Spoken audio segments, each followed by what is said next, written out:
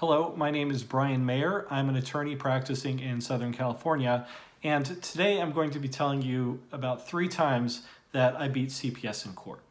Now, I'm not creating this video so that I can get new clients or I can get my name out there or anything like that. I'm actually have 2 goals with this. First, I want to give people some hope and let them see that yes, the system can work for parents. Parents can prevail.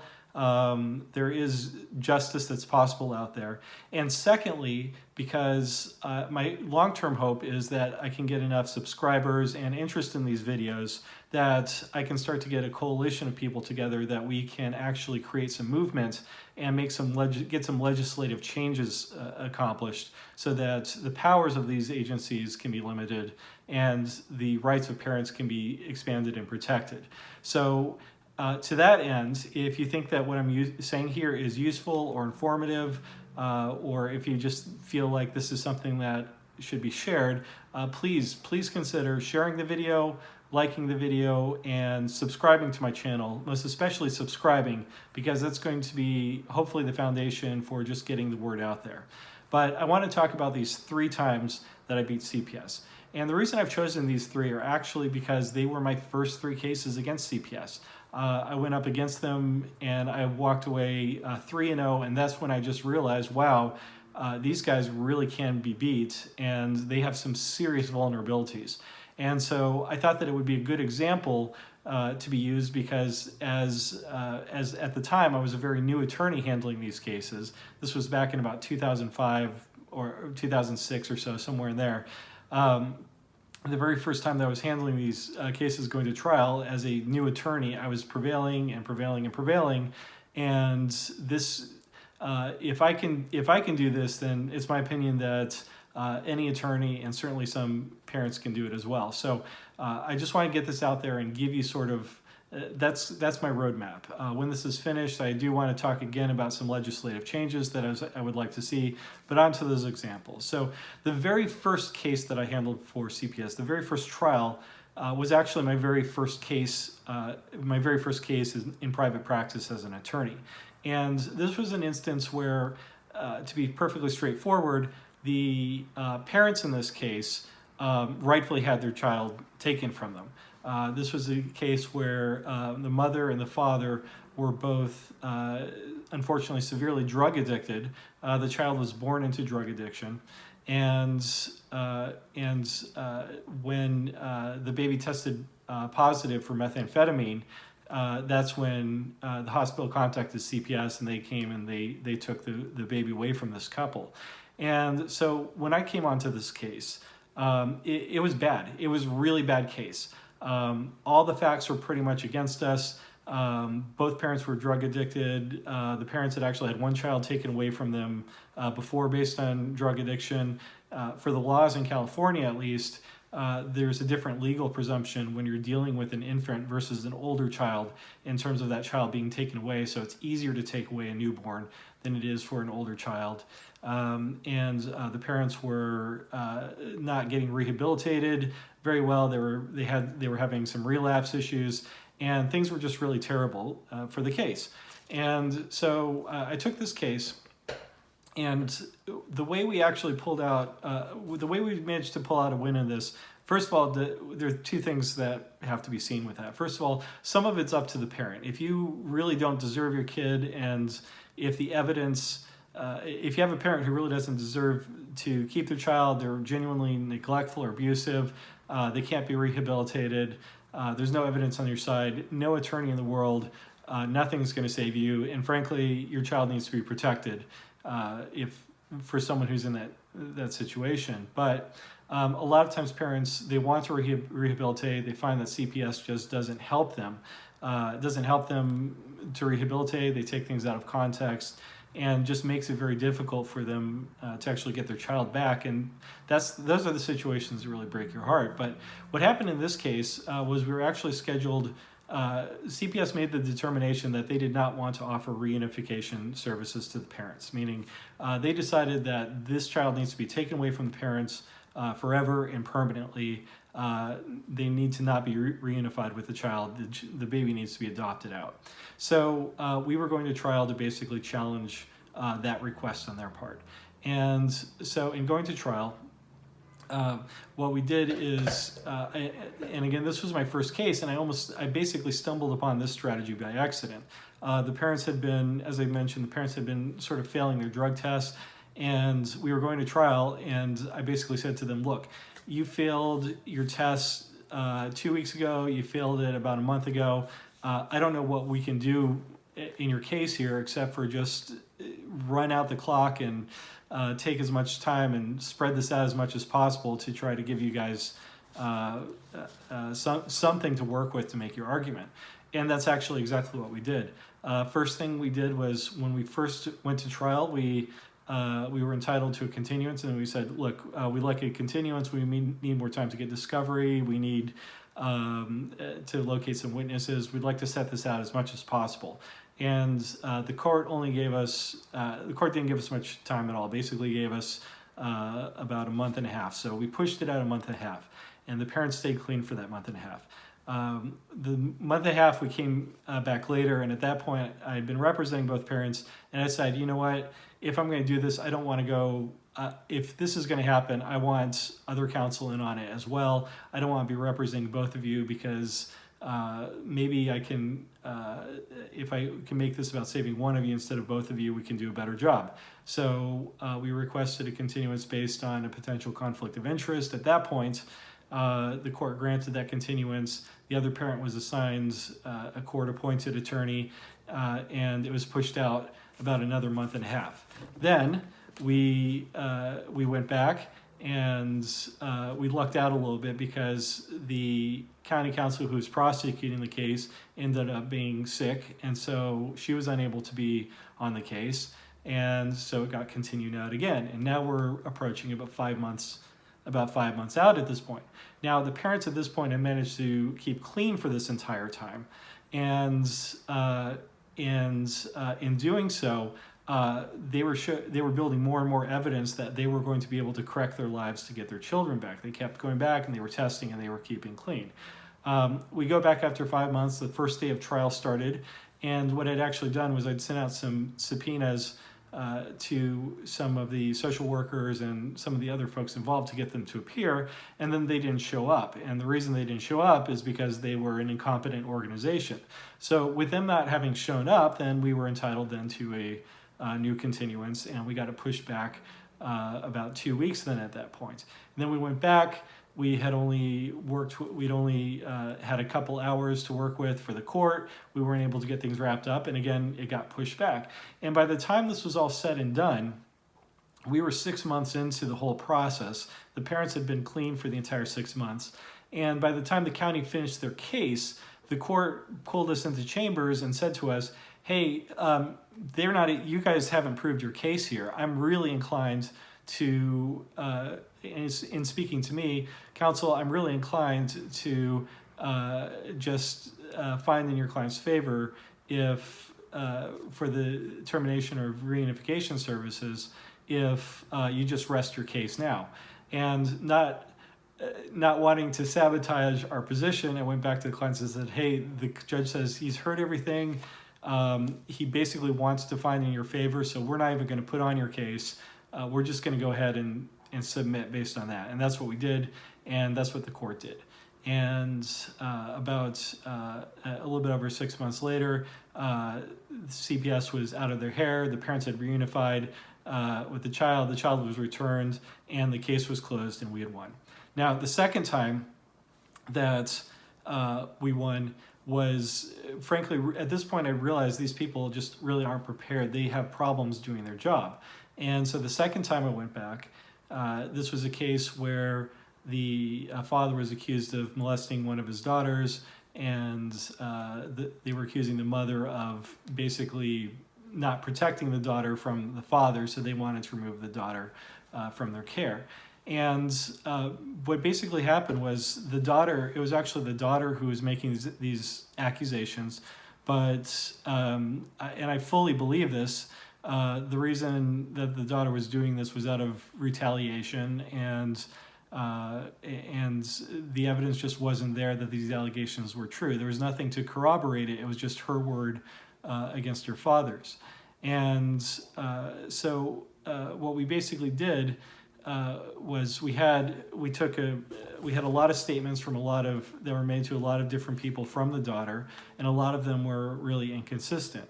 So I went forward, I put all the statements forward, I put all the witnesses forward, and something I didn't do though was that the daughter had made a statement to a police officer when she first reported it, and the police officer reported that the daughter had said, basically asked a question, what would happen if I was just making all this up? Would I be in trouble? That sort of thing. And that was in the police report, but I just kind of glossed over it. I didn't really touch on it. I didn't discuss it during the trial.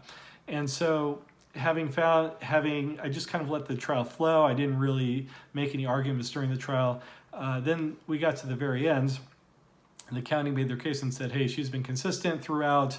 Yes, she doesn't have anything to back her up. It's her word against her dad's, but she's been consistent throughout, and that's what we see.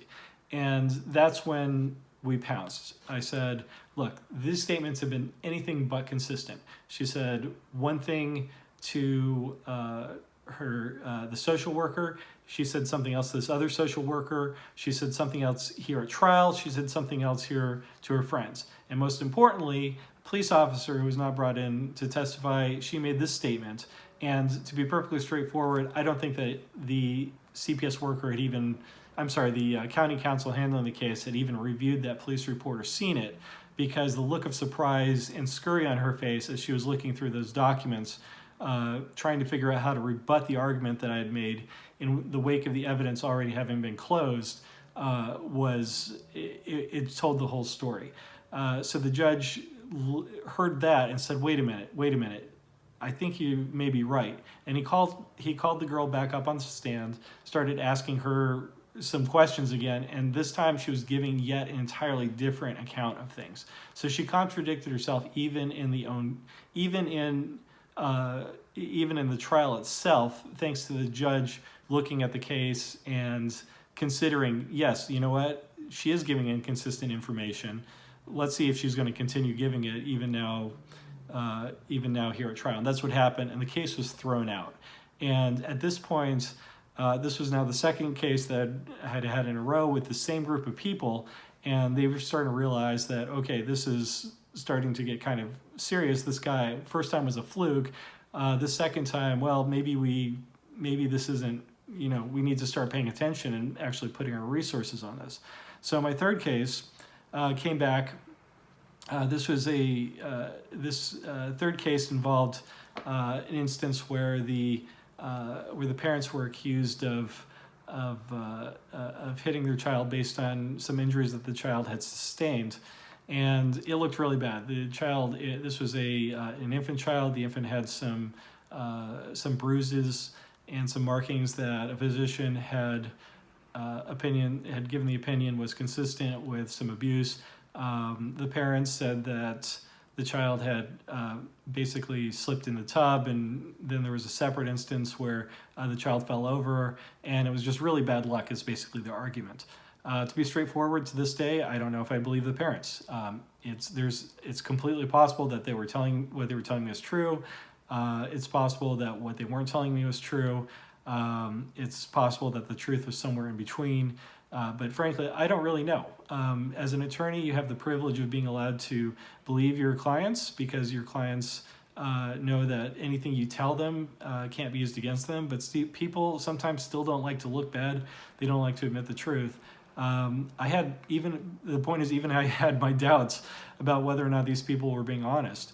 So, but regardless, I had my job, and the fact is that as an attorney, we have the responsibility of protecting, as a parent's attorney, we have the responsibility of protecting our parents, because frankly, if their rights we're not responsible for the outcome, we're responsible for protecting their rights. And it's the court's responsibility to come to the right conclusion in light of the evidence. So by anytime you protect anyone, you're protecting everyone. because if one person's rights are violated, then it can happen to anybody. So I had my doubts. They may have been telling the truth, but I had my doubts, and it was not a surprise to me that CPS was involved in this case. So in this case now, again, they were kind of taking me seriously at this point, even though I was a new attorney. They actually brought on one of their most senior attorneys to handle the case. They hired multiple experts to come in and testify. And I can tell you these type of expert witnesses usually run around $7,500 to $10,000 a piece to bring them in. So they're putting massive resources into it. They had multiple social workers assigned to the case because they wanted basically all eyes on this case to make sure that it was going to get the result that they wanted. And I looked at the situation. I said, okay, we are severely we're severely outgunned here. At this point, I think I'd definitely been practicing in private practice at least for less than a year. I'm up against someone who'd been at it for 20 years, who was a specialist, who had attended an Ivy League school. There were 4 separate social workers who were overseeing the case, including 2 senior and 1 supervising social worker. We had a couple of PhDs come in to give their opinions about the natures of the injuries. And let's not forget, we had a child with, some questionable, highly questionable injuries on them. But I had some parents who said that they were in fact innocent. And it was my job to make sure that this came to the right result. So I said, okay, what we need to do, my hope here is to basically say, look, they put all this energy into it. They have all these people involved. Let's make this strength of their weakness. So what I did was I took an approach that was a little bit similar from what I did in my very first case, but with a different sort of objective. I did continue things out a few times. I managed to delay and stall. I asked for time to look into hiring our own experts. I asked for additional time for additional discovery. I had something else that was calendared for one of the trial dates, so that let us get pushed back. But my reason in doing this wasn't to stall to buy more time to mitigate the charges.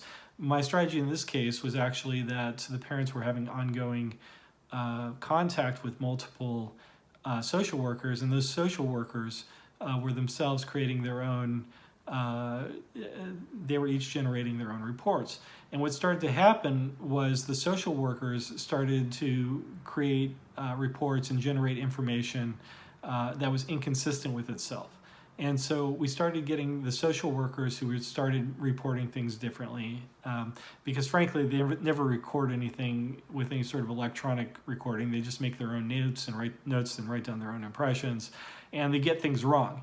And when you have multiple people, though, getting things wrong, you're getting them wrong in different ways.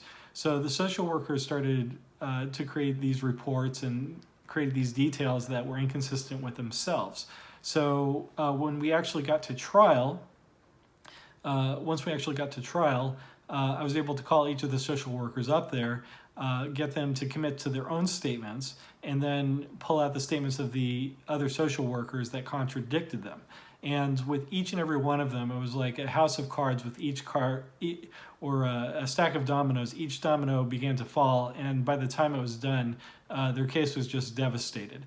The experts didn't provide them any useful information on the stand because the experts' opinions were based by and large on information that had been provided to them by the social workers, and the social workers couldn't keep their story straight. So for example, the one expert based their opinion on what social worker A said, but social workers C and D said something differently. They said something different, so it completely negated the expert opinion. And when we finished up, they just had not been able to put their case together. And so ultimately what it comes down to is one way or another, no matter how you look at it, the county and the system is really just set up and relies on the fact that most parents in most cases will not challenge their results. They will not put up a genuine fight. They will not have or use the resources that they need to prevail. And if everyone in the system tried to fight the allegations against them, well, two things would happen. One would be that a lot of people who actually should have their children taken away would not. But importantly, the parents who do rightfully deserve a second chance, or the parents who have a result that is not proportionate to the offense that they committed, or parents who are just innocent, would also be able to better mount a defense. And so the takeaway from this is that my recommendation is that if you have an attorney working with you, and generally you have at least a court-appointed counsel, is that you make sure that that attorney has given you every option for fighting and moving forward. They have explained the possible outcomes, and that they have justified to you what those possible outcomes are. If possible, I also recommend to get those explanations recorded, either in writing or otherwise, because there needs to be you need to have some sort of ability to hold the attorney accountable, especially with court-appointed counsel, because there is the temptation for those folks who are, just like the county, overworked. They have more cases than they can handle a lot of times. And if you don't have if you don't have those protections, if you don't have that sort of accountability, then you're just not going to feel assured that you are in fact getting a full explanation, a full story, and all of your options available to you. But I mean, ultimately, you hear so many terrible stories about. If you've been around long enough, you've heard so many terrible stories about the way the court really unjustly treats some of the families coming in there. But is there hope? Absolutely. There's absolutely hope. No matter your situation, do what you need to do to protect your kids. Make sure you have competent legal counsel, and do what you have to do to get competent legal counsel.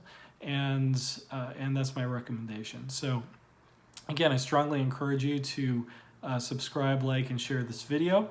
I do hope to, at some point, reach a juncture where we have enough interest and manpower to talk about effectuating some legislative changes, such as a change in the level of burden of proof needed to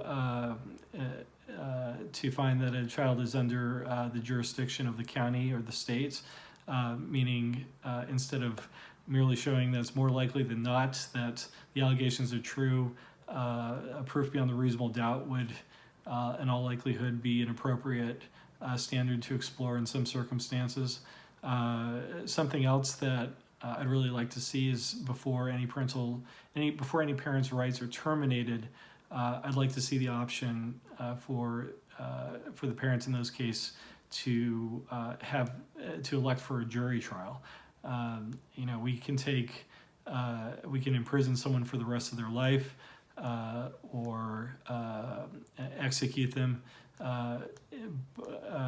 and require a jury trial, or we can simply charge them with a crime that potentially has maybe a 6-month jail sentence, and in all likelihood won't end up with a jail sentence.